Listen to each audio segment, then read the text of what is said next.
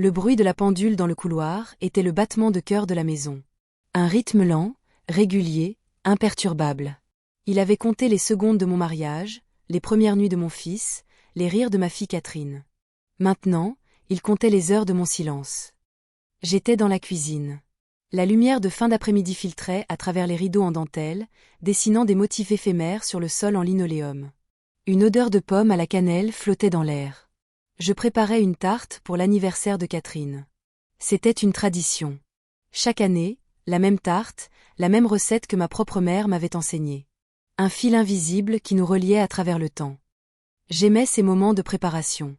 Le geste de peler les pommes, la sensation de la farine sous mes doigts, la transformation alchimique des ingrédients simples en quelque chose de chaud et de réconfortant.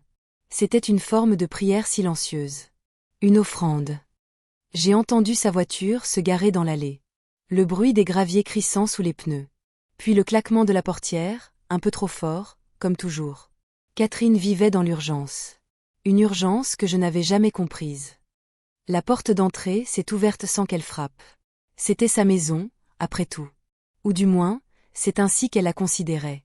Un port d'attache, une ressource, une commodité. Maman, je suis là. Sa voix a traversé la maison, vive et un peu impatiente. Je n'ai pas répondu tout de suite. J'ai essuyé mes mains sur mon tablier, prenant une profonde inspiration. L'odeur de cannelle s'est intensifiée. Elle est apparue dans l'encadrement de la porte de la cuisine, déjà en train de pianoter sur son téléphone. Elle portait une robe simple, élégante. Mais elle fronçait les sourcils. Ça sent bon. La tarte ? A-t-elle demandé, sans lever les yeux de son écran. Pour ton anniversaire ? Ai-je répondu doucement. Oh, c'est vrai. J'avais presque oublié. Elle a ri, un son bref et sec. Je n'ai rien à me mettre pour ce soir. Rien qui soit assez spécial. Elle a finalement levé les yeux vers moi. Tu as bien quelque chose pour moi, non ? Une de tes vieilles broches ? Un foulard ? Je n'ai rien dit. J'ai simplement hoché la tête en direction du couloir menant à ma chambre. Regarde dans ma boîte à bijoux. C'était une invitation que j'avais lancée 1000 fois. Une offre de partage.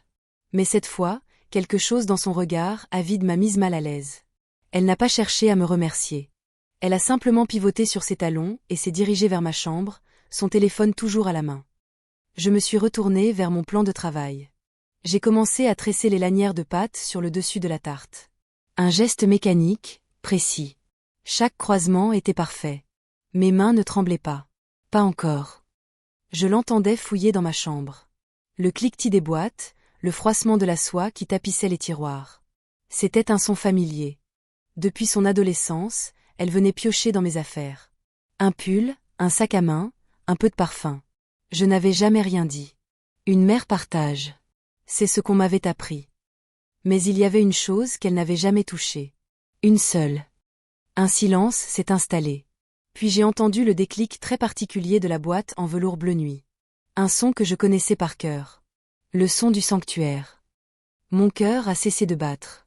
La pendule dans le couloir semblait s'être tue. Je suis restée immobile, le dos tourné à la porte. J'ai attendu. Je ne savais pas quoi, mais j'ai attendu. Elle est revenue dans la cuisine. Je l'ai sentie derrière moi avant de la voir. Je n'ai pas eu besoin de me retourner. Oh, regarde ce que j'ai trouvé, a-t-elle dit d'une voix enjouée.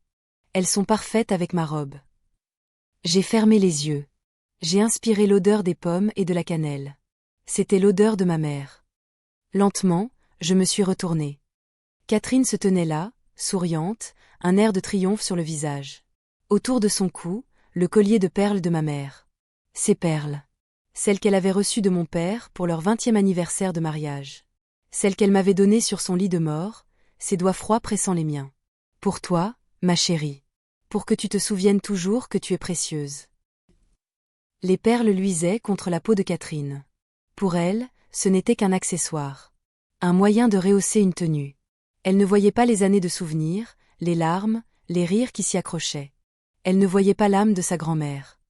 Tu ne l'aimais jamais, de toute façon, a-t-elle ajouté, comme pour se justifier. Elle dormait dans leur boîte. C'est dommage, non ? Mon regard est resté fixé sur le collier. Chaque perle était une histoire. Une caresse. Un mot d'amour. Et ma fille les portait comme un trophée volé. Je n'ai pas crié. Je n'ai pas pleuré. Une étrange tranquillité s'est emparée de moi. Une clarté froide, tranchante comme du verre brisé. C'était le moment. Le point de rupture silencieux que je n'avais pas vu venir, mais que mon âme reconnaissait. J'ai vu mon reflet dans ses yeux. J'ai vu une femme âgée, avec un tablier couvert de farine. Une femme invisible. Une gardienne de souvenirs que personne ne voulait plus entendre. Une ressource que l'on venait puiser sans demander, sans remercier. Elles te vont bien, ai-je murmuré. Ma voix était égale. Personne n'aurait pu deviner le séisme qui secouait mes fondations. Catherine Asuri, Syllogy. Elle a pris ma réponse pour une approbation. Elle n'avait rien compris. Elle n'avait jamais rien compris. Super. Je file, je suis en retard. On se voit au restaurant. Ne t'inquiète pas pour la tarte, je la prendrai en partant. Elle s'est penchée pour m'embrasser sur la joue. Un baiser rapide, sec. Puis elle a disparu, laissant derrière elle un sillage de son parfum coûteux et le vide béant de son indifférence. Je suis restée seule dans la cuisine. La tarte était sur le comptoir, parfaitement tressée. Prête à être enfournée. J'ai regardé la porte par laquelle elle était sortie. J'ai regardé mes mains, posées à plat sur le bois frais du plan de travail. Elle ne tremblait toujours pas. Lentement, méthodiquement, j'ai pris la tarte. Je l'ai portée jusqu'à la poubelle. J'ai soulevé le couvercle et je l'ai laissé tomber à l'intérieur. Le bruit sourd de la pâte heurtant le fond a résonné dans le silence. Ce soir-là, je ne suis pas allée au restaurant. Je suis restée assise dans le fauteuil en velours usé de mon salon. La nuit est tombée, mais je n'ai pas allumé les lumières. La seule lueur provenait des phares des voitures qui passaient dans la rue. Des fantômes silencieux. Le tic-tac de la pendule avait repris. Il ne comptait plus les souvenirs. Il comptait les secondes de ma nouvelle vie. Une vie qui commençait maintenant. Mon téléphone a vibré sur la petite table à côté de moi. Une fois. 2 fois. Puis il s'est mis à sonner. Le nom de Catherine s'est affiché sur l'écran. Je l'ai regardé sonner jusqu'à ce que la messagerie vocale prenne le relais. Un message est arrivé. Puis un autre. Maman, Où es-tu? Tout le monde t'attend. Maman, c'est pas drôle. Rappelle-moi. tu es fâchée? C'est à cause de la tarte? Je suis désolée, j'aurais dû t'attendre. La tarte. Elle pensait que c'était à cause de la tarte. J'ai pris le téléphone. J'ai ouvert sa conversation. J'ai lu ses messages, encore et encore. Pas un mot sur les perles. Elle ne s'en souvenait même pas. Elle n'était qu'un détail. Un accessoire pour une soirée. J'ai appuyé longuement sur son nom. L'option « Bloquer ce contact » est apparue. J'ai hésité une seconde. Une vie entière de maman a défilé devant mes yeux. Les nuits sans sommeil, les genoux écorchés, les chagrins d'adolescente, l'aide pour son premier appartement, les chèques pour l'aider à boucler ses fins de mois. Tout cela, condensé en un seul mot sur un écran. J'ai appuyé. Le mot a disparu. Une paix profonde m'a envahi. Ce n'était pas de la colère. Ce n'était pas de la vengeance. C'était un alignement. Comme si une pièce de mon âme, longtemps déplacée, venait de retrouver sa juste place. Le lendemain matin, je me suis réveillée avec le soleil. La maison était silencieuse. J'ai préparé une seule tasse de thé noir, fort, comme je l'aime. J'ai bu chaque gorgée lentement, en regardant le jardin s'éveiller. Après le petit déjeuner, j'ai pris le téléphone. Pas le portable. Le vieux téléphone à cadran dans le couloir. J'ai cherché un numéro dans mon carnet d'adresses. Les pages étaient jaunies, l'encre de certaines écritures avait pâli. J'ai trouvé ce que je cherchais. Ma banque. J'ai pris rendez-vous pour l'après-midi même. Puis, j'ai fait quelque chose que je n'avais pas fait depuis des années. Je suis montée au grenier. L'odeur de la poussière et du bois sec m'a accueillie. J'ai tiré sur la ficelle de l'ampoule nue. Une lumière blafarde a éclairé des décennies de vie emballées. Je savais exactement où chercher. Derrière une pile de vieux magazines, il y avait une petite malle en bois. Je l'ai ouverte. À l'intérieur, sous une couverture de bébé tricotée par ma mère, se trouvait une boîte en fer. J'ai sorti la boîte et je l'ai redescendue dans la cuisine. Elle contenait tous mes papiers importants. Mon acte de mariage, le certificat de décès de mon mari, mes relevés de placement. Et mon testament. Je l'ai posé sur la table de la cuisine. Le testament que mon mari et moi avions fait rédiger ensemble, il y a si longtemps. Tout était simple. L'un héritait de l'autre. Et à notre mort, Tout serait divisé équitablement entre nos 2 enfants, mon fils Marc et Catherine. J'ai regardé le document. Les mots semblaient appartenir à une autre femme, à une autre vie. Une vie où la confiance était une évidence. J'ai cherché le numéro d'un notaire dans l'annuaire. J'en ai choisi un au hasard, dans un autre quartier. J'ai pris rendez-vous pour la semaine suivante. Je n'ai pas revu Catherine. Elle est sans doute passée à la maison pendant que j'étais sortie. J'ai trouvé un bouquet de fleurs fanées sur le paillasson un soir en rentrant. Sans mots. Un geste vide, dicté par la culpabilité ou l'agacement, pas par l'amour. Je l'ai jeté à la poubelle, avec la tarte. Le soir, après son retour du restaurant, elle avait dû laisser les perles quelque part. Je les ai cherchées. Pas dans ma boîte à bijoux. Elle ne les aurait jamais remises là. Je les ai trouvées sur la commode de la chambre d'amis, jetées à côté d'un verre d'eau vide. Elles n'étaient même pas dans leur écrin. Simplement posées là, comme une babiole sans valeur. J'ai pris le collier dans mes mains. Les perles étaient froides. Je les ai réchauffées dans la paume de ma main. Je les ai portées à ma joue. J'ai fermé les yeux et j'ai essayé de sentir la présence de ma mère.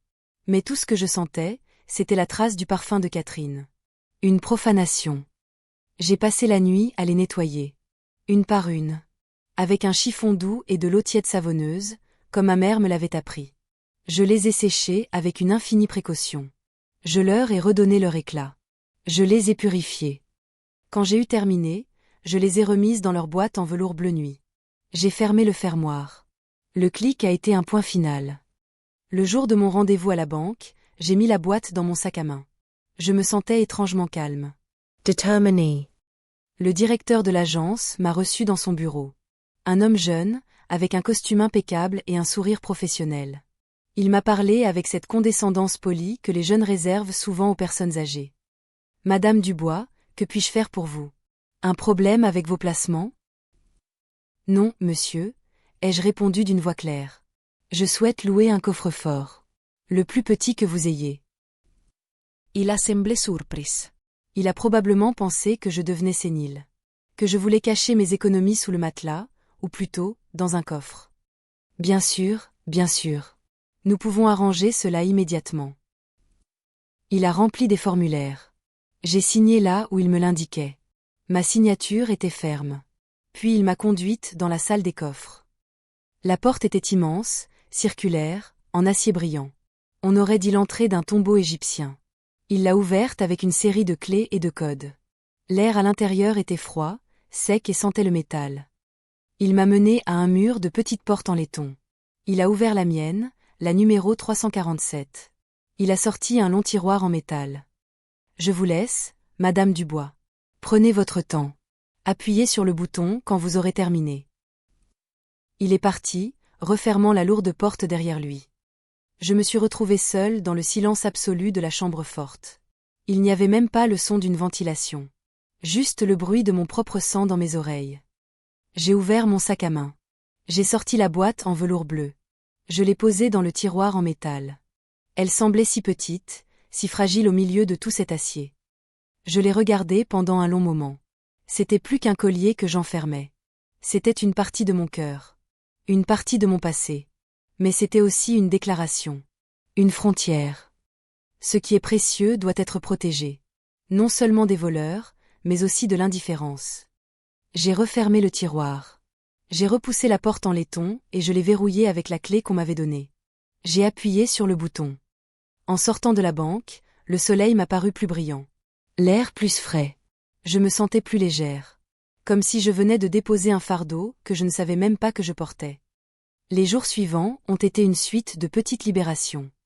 J'ai commencé par ma maison. C'était ma forteresse, mais elle était envahie par les fantômes des attentes des autres. J'ai entrepris de la reconquérir, pièce par pièce. Dans le salon, il y avait une grande photo de famille encadrée au-dessus de la cheminée. Un portrait pris pour mes 70 ans.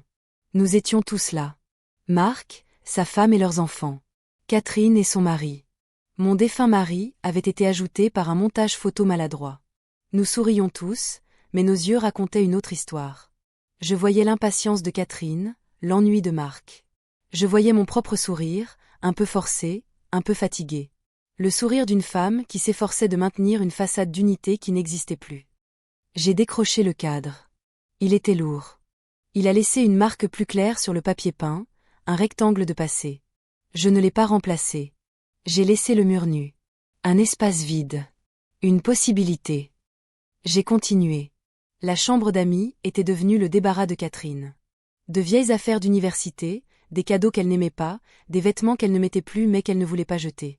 Garde-les pour moi, maman, au cas où. J'ai tout mis dans des cartons. J'ai appelé une œuvre de charité. 2 hommes sont venus le lendemain et ont tout emporté. La pièce semblait immense, soudainement. J'ai ouvert les fenêtres pour laisser entrer l'air frais. Dans la cuisine, j'ai vidé le placard qui contenait les biscuits et les friandises que j'achetais pour les petits-enfants. Ils ne venaient presque jamais, et quand ils venaient, leur mère leur interdisait de manger ces cochonneries. J'ai tout donné à la voisine. À la place, j'ai rangé mes thés et mes tisanes. Des boîtes en métal coloré, alignées comme des livres précieux. Chaque acte était une affirmation. Chaque objet déplacé, donné ou jeté, était un mot dans une nouvelle phrase que j'étais en train d'écrire. La phrase de ma propre vie. Mon rendez-vous chez le notaire est arrivé. Maître Leclerc était une femme de mon âge, avec des yeux vifs et des cheveux gris coupés courts. Elle ne m'a pas traité avec condescendance. Elle m'a écouté. Je lui ai expliqué ce que je voulais. Comment. Sans émotion.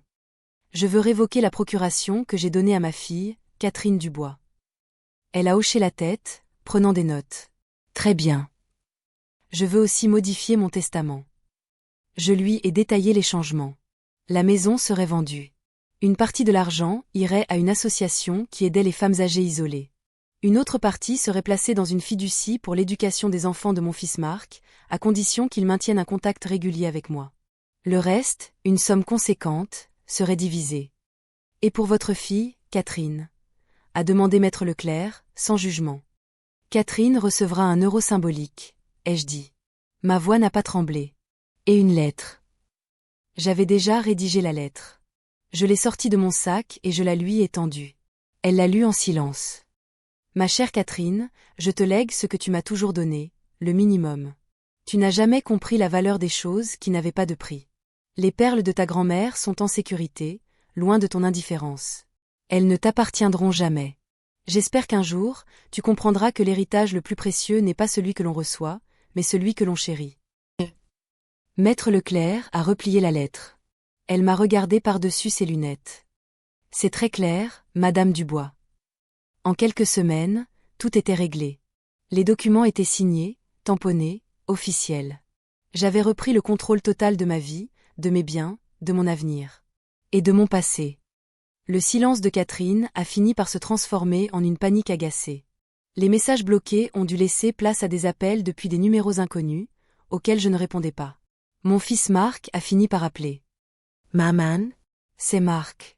Catherine est folle d'inquiétude. Elle dit que tu ne réponds plus. Est-ce que ça va? Sa voix était pleine d'une sollicitude forcée.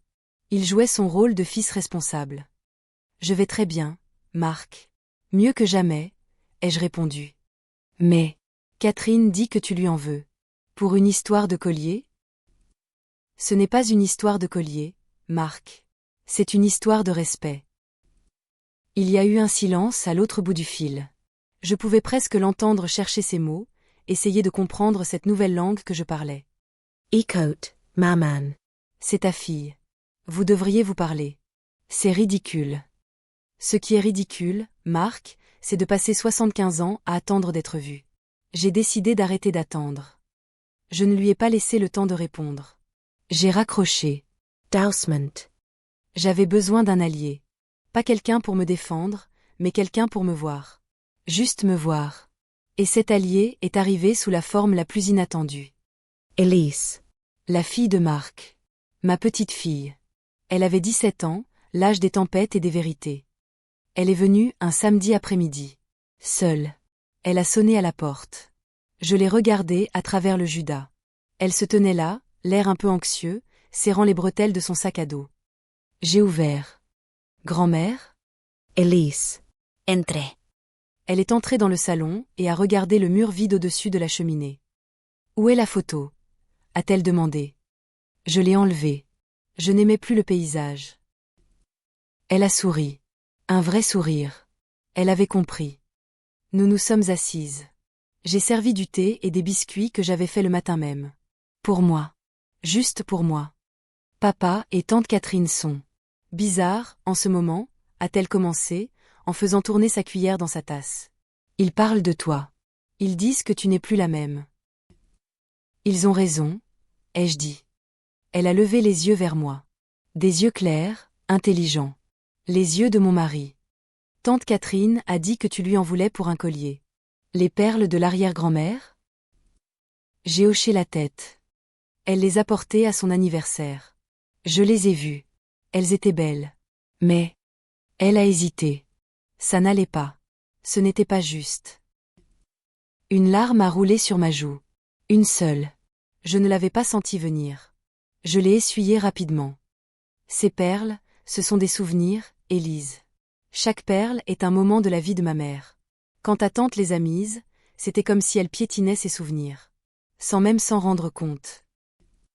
Où sont-elles maintenant? Elles sont en sécurité. Dans un endroit où personne ne peut les toucher sans respect. Elle a hoché la tête, sérieuse. Je suis contente. Nous avons parlé pendant des heures. De tout et de rien. De ses études, de ses rêves. De mes souvenirs d'enfance. Pour la première fois depuis des années, quelqu'un m'écoutait. Vraiment. Élise ne voulait rien de moi.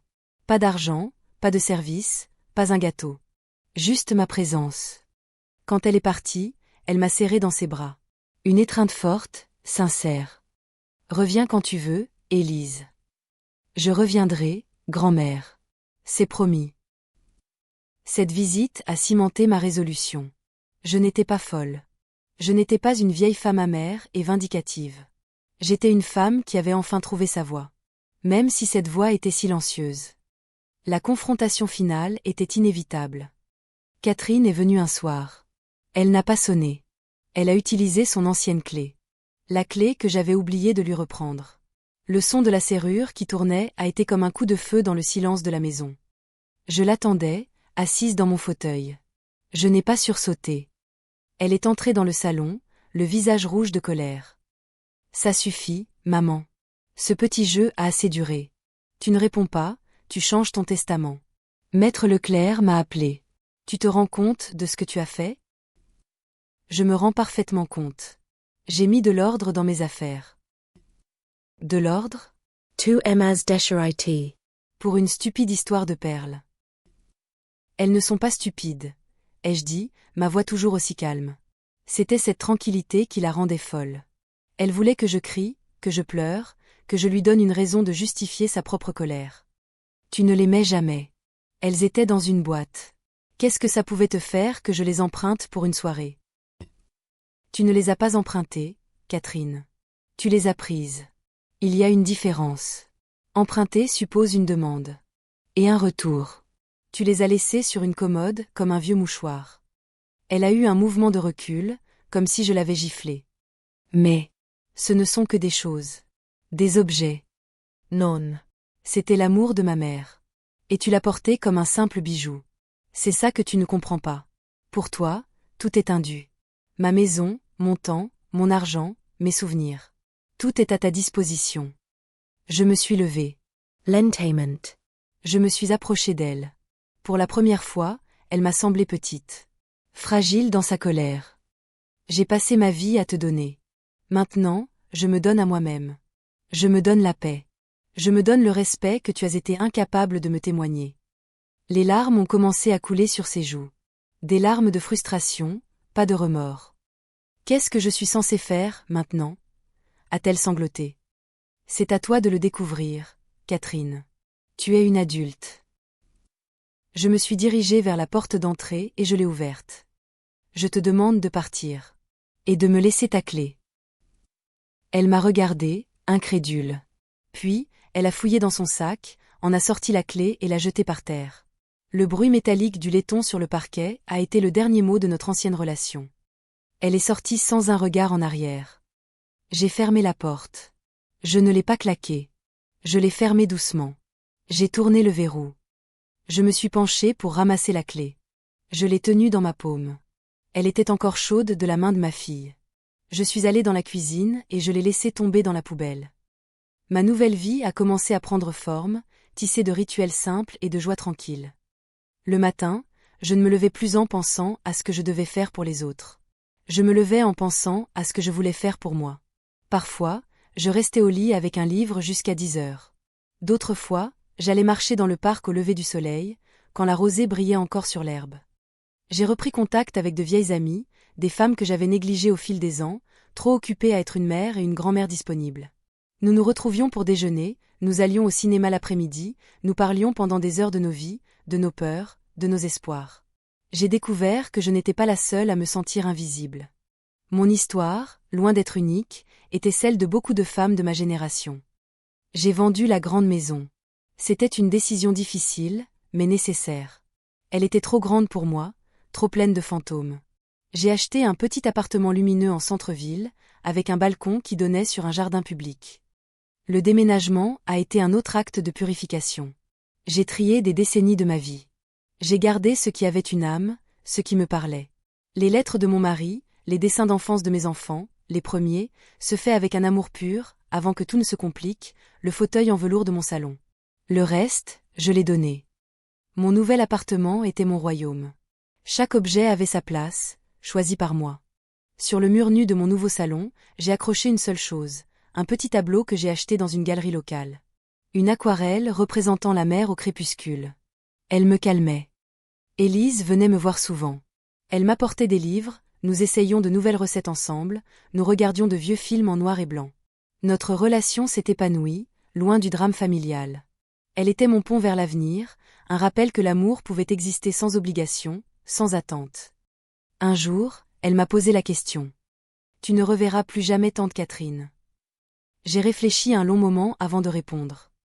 Je ne sais pas, ma chérie. La porte n'est pas fermée à clé. Mais la poignée est de son côté. C'est à elle de décider si elle veut l'ouvrir. Et si elle le fait, elle devra entrer dans ma maison, selon mes règles. Le temps a passé. 1 année. Puis 2. Le silence de l'autre côté était total. J'ai appris par Élise que Catherine avait mal pris les choses, qu'elle se posait en victime auprès du reste de la famille. Certains m'ont jugé, d'autres n'ont rien dit. Cela ne m'atteignait plus. Leurs opinions étaient comme le bruit du vent. Puis, un matin, une lettre est arrivée. L'écriture sur l'enveloppe était celle de Catherine. Je l'ai reconnue immédiatement. Je l'ai posée sur la table de la cuisine. Je ne l'ai pas ouverte tout de suite. J'ai préparé mon thé, je l'ai bu sur mon balcon, en regardant les gens passer dans le jardin. Je n'étais pas anxieuse. J'étais calme. Finalement, je suis rentrée et j'ai ouvert l'enveloppe avec un coupe-papier. La lettre était courte. Maman, j'ai beaucoup réfléchi. J'ai été en colère. J'ai eu mal. J'ai dit des choses horribles sur toi. Et puis, un jour, ma propre fille, Chloé, a pris un de mes bracelets sans me le demander. Un bracelet sans grande valeur, mais que mon mari m'avait offert pour notre première année de mariage. Je l'ai vu le porter et mon cœur s'est serré. Et à ce moment-là, j'ai compris. Ce n'était pas à propos du bracelet. C'était à propos de ce qu'il représentait. Je ne sais pas si tu pourras me pardonner un jour. Je ne sais pas si je le mérite. Mais je voulais te dire que je suis désolée. Pas pour l'argent, pas pour la maison. Je suis désolée pour les perles. Je suis désolée de ne pas avoir vu. Catherine. J'ai lu la lettre 2 fois. Les mots étaient simples. Sincères, peut-être. Je n'ai pas pleuré. Je n'ai pas ressenti de joie triomphante. J'ai ressenti une quiétude. La fin d'un chapitre. Je n'ai pas pris le téléphone pour l'appeler. Je n'ai pas couru lui écrire une réponse. J'ai plié la lettre et je l'ai mise dans un tiroir de mon bureau. Peut-être qu'un jour, je lui répondrai. Peut-être que nous pourrons nous asseoir et prendre un thé, comme deux étrangères qui apprennent à se connaître. Une nouvelle relation, construite sur les ruines de l'ancienne. Une relation fragile, qui demandera du temps, de la patience. Et du respect. Mais pour l'instant, mon silence me suffisait. Je suis retournée sur mon balcon. Le soleil était chaud. Le bruit des enfants qui riaient dans le parc montait jusqu'à moi. Je suis allée à la banque le lendemain. J'ai descendu les marches jusqu'à la salle des coffres. J'ai ouvert le numéro 347. La boîte en velours bleu était là, intacte. Je l'ai prise et je l'ai ramenée chez moi. Je me suis assise dans mon fauteuil. J'ai ouvert la boîte. Les perles luisaient d'un éclat doux. Elles semblaient apaisées. Je les ai sorties de leur écrin. Lentement, je les ai passées autour de mon cou. Elles étaient fraîches sur ma peau. Je suis allée me regarder dans le miroir. Une femme me regardait. Une femme aux cheveux blancs, avec des rides au coin des yeux. Une femme qui avait appris à tracer ses propres frontières. Une femme qui avait reconquis sa dignité. Une femme précieuse. Les perles n'étaient plus un souvenir douloureux. Elles étaient le symbole de ma victoire silencieuse. Elles n'étaient plus cachées. Elles étaient là où elles devaient être. Avec moi. La pendule de la vieille maison avait été vendue avec le reste. Dans mon appartement, il n'y avait que le silence. Un silence plein. Un silence choisi. Le silence de la paix.